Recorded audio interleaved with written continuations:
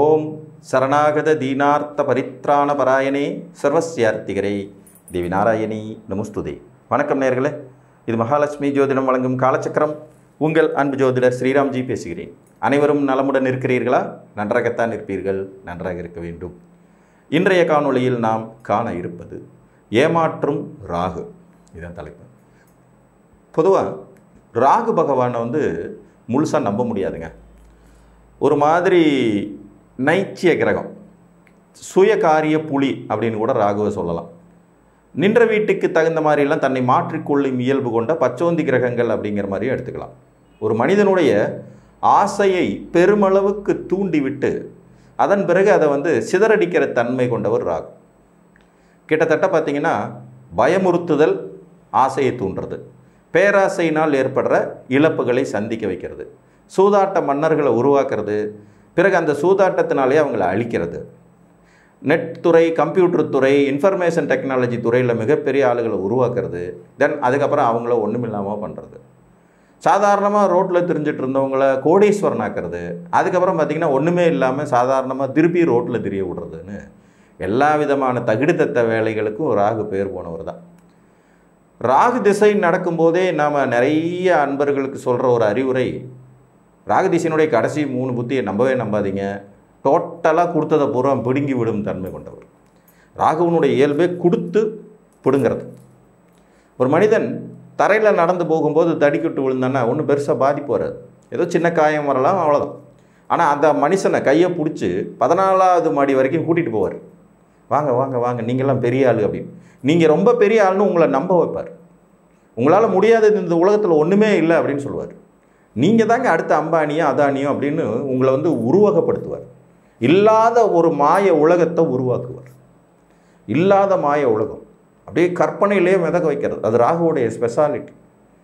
அப்படி உருவாக்கி விட்டுட்டு கடைசியில் புஸ்க்குன்னு ஒன்றுமே இல்லாமல் பண்ணிவிடுவார்.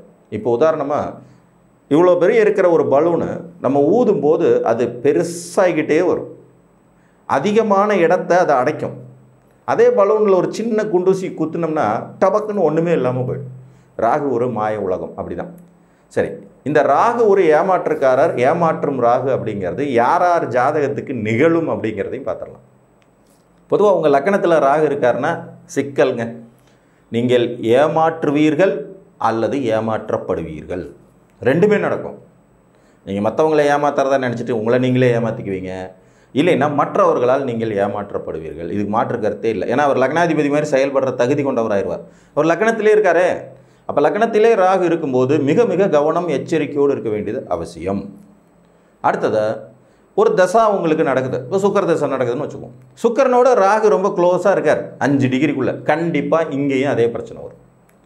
முதல்ல லக்னத்தில் அவர் உட்கார்ந்தாருன்னா வரும், அடுத்து தசாநாதனோட ரொம்ப க்ளோஸாக இருந்தாருன்னா வரும்.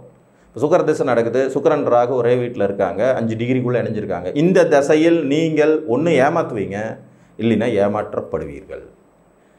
அது உங்களுடைய லக்கணத்துக்கு சுக்கிரன் எப்படிப்பட்ட ஆளுங்கிறத பொறுத்து முடிவாங்க. இப்போ உதாரணமாக ஒரு சிம்ம லக்ன ஜாதகம், இவருக்கு லக்கணத்திலே ராகுவும் சுக்கரனும் இணைஞ்சிருக்காங்க. இப்போ இவர் சுக்கர தசை நடப்புக்கு வந்தால் இவர் ஏமாற்றப்படுவார். ஏன்னா சுக்கிரன் இவருக்கு நல்லவர் இல்லை, இல்லைங்களா?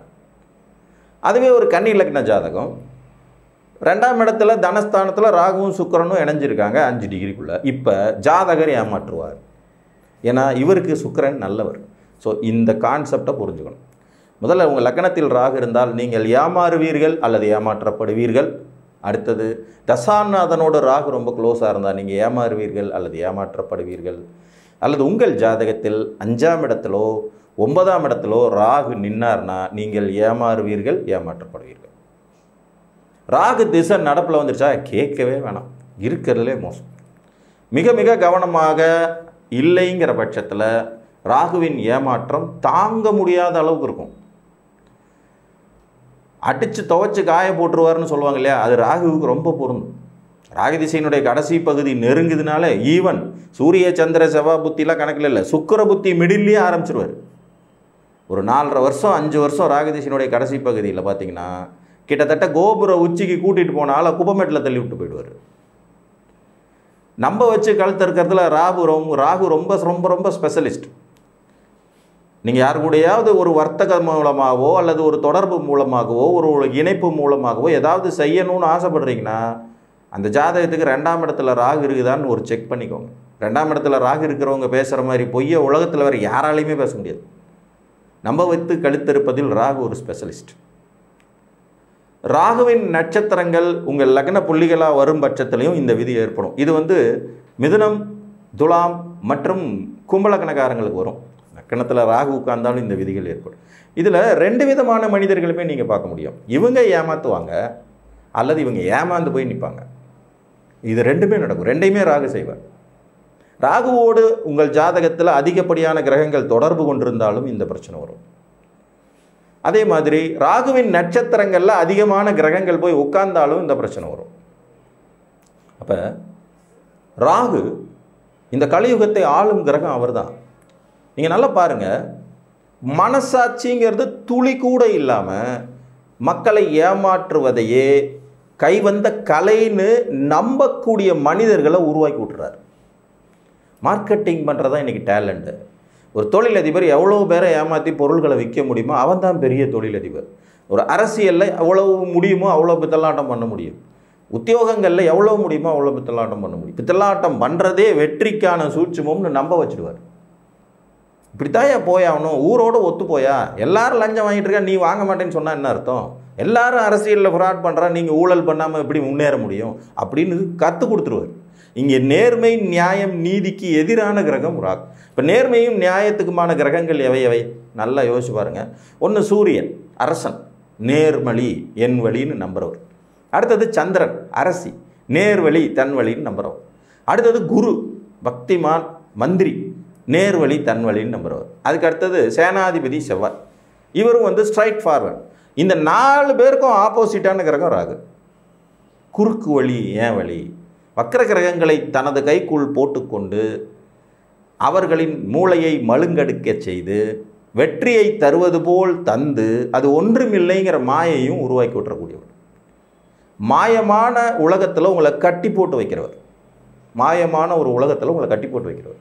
டிவி சீரியல்களில் அடிமைப்பட்டு கிடக்கிறது, ஸ்போர்ட்ஸில் அடிமைப்பட்டு கிடக்கிறது, பங்குச்சந்தைக்குள்ளே போய் வெறும் இழப்புகளை சந்திக்கிறது, சினிமாவில் போய் மாட்டிக்கிட்டு முழிக்கிறது, இதெல்லாம் ராகுவோட ஸ்பெஷாலிட்டி தான். மாய உலகம். இப்போ ஒரு கிரிக்கெட் மேட்ச் நடக்குது, நம்ம ஏதோ ஒரு டீமுக்கு சப்போர்ட் பண்ணுறோன்னு வைங்க, அந்த டீம் ஜெயித்தாலும் தோத்தாலும் உங்களுக்கு என்ன ஆகிட போகுது? ஒன்றுமே கிடையாது. ஆனால் அந்த ஒரு மாய உலகத்தில் உங்களை நாள் கணக்கில் உள்ள வச்சுருப்பார். ஒரு சினிமா நடிகரோட படம் வருது, அந்த படம் வெற்றி அடைஞ்சாலும் தோல்வி அடைஞ்சாலும் உங்கள் தனிப்பட்ட வாழ்க்கையில் என்ன மாறிட போகுது? எதுவுமே கிடையாது. ஆனால் அதுதான் ஏதோ பெரிய உயிர் உறவுங்கிறது மாதிரி கொண்டுட்டு போவார். மாய உலகம். ஒரு அரசியல் கட்சியை நீங்கள் ஆதரிக்கிறீங்க, அந்த கட்சி ஜெயிக்கிறது தோற்கிறதுங்கிறதுனால தனிப்பட்ட உங்களுடைய வாழ்க்கை, ஒருவேளை நீங்கள் பதவியில் இருந்தீங்கன்னா ஏதாவது மாற்றம் வரும்னு சொல்லலாம். தனிப்பட்ட முறையில் ஒரு அபிமானியாக இருக்கும்போது அந்த கட்சி ஜெயித்தாலும் தோத்தாலும் உங்களை ஒன்றும் பாதிக்க போகிறதில்ல. ஆனால் அதுக்காக உயிரை விடுறவங்களையெல்லாம் உருவாக்குவார். அந்த மாய உலகத்தில் உங்களை வாழ வைப்பார். டிவி சீரியலை பார்த்துட்டு டென்ஷன் ஆகிறவங்கிறவன் பயங்கரமாக இருப்பான். ஒரு சினிமா தோற்று போனால் வருத்தப்படுறவங்க, ஒரு விளையாட்டில் ஒரு டீம் தோற்று போயிடுச்சுன்னா வருத்தப்படுறவங்க, ஒரு கட்சி தோற்று போயிடுச்சுன்னா வருத்தப்படுறவங்க, இவங்களெல்லாம் உருவாக்குற கிரகம் ராகு. அதான் ஏமாற்றும் ராகு.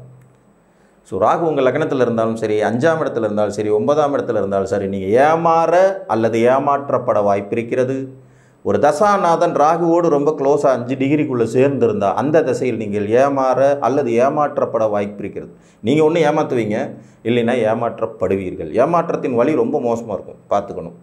ராகதேசம் நடந்தால் அதனுடைய கடைசி பகுதியில் நிச்சயமான ஏமாற்றங்களை கொடுக்க தயங்க மாட்டார். ராகுவின் சாரத்தில் அதிக கிரகங்கள் இருந்தாலும் இந்த பிரச்சனைகளை நீங்கள் சந்திக்க வேண்டியது வரும். ப்ளஸ் ராகுவோடு நிறைய கிரகங்கள் தொடர்பு கொண்டிருந்தாலும் சந்திக்க வேண்டியது.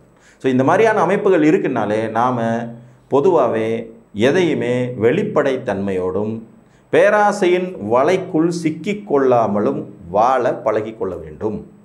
புரிஞ்சிச்சுங்களா? பேராசையுடைய வலையில் நம்ம சிக்கணும்னா முடிஞ்சுது, இருக்கிறதையும் பிடுங்கிட்டு போயிடும்.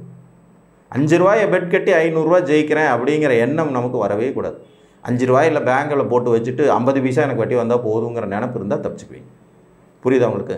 ஸோ பேராசை பெருநஷ்டங்கிறத ராகு உணர்த்திக்கிட்டே இருக்கக்கூடிய ஒரு கிரகம். முதல்ல உங்களை பேராசைப்பட வைப்பார், அதுக்காக சின்ன சின்ன வெற்றிகளை உங்களுக்கு கொடுப்பாரு. அதுக்கப்புறம் மொத்தமாக உங்ககிட்ட இருக்கிற எல்லாத்தையும் பிடுங்கிட்டு ஒன்றுமே இல்லாமல் பண்ணி விட்டுட்டு போயிடக்கூடிய கிரகம் ராகு.